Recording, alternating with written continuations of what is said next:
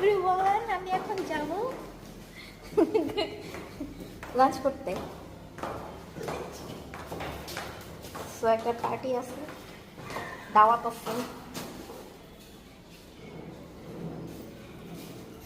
আসসালামু আলাইকুম সবাইকে।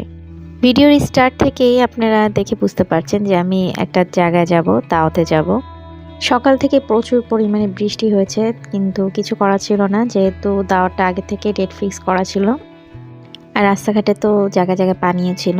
তো আমরা প্রথমে এই যে রাস্তা দিয়ে যাওয়ার ট্রাই করেছিলাম, বাট এখানে যখন পর্যাপ্ত পরিমাণে পানি, আমরা চলে যাই অন্য রাস্তা দিয়ে। তারপর এখানে চিকাতলার সামনে বড় একটা গাছ পড়ে গিয়েছিল, তো এটার জন্য আমাদের রং সাইড দিয়ে যেতে হয়েছিল। বৃষ্টির দিনে রিক্সা পাওয়াটা একটা টাফ, কিন্তু কিছুই করা ছিল না। তারপর আমরা চলে আসছি, আমি, ভাবি আর আপু। তো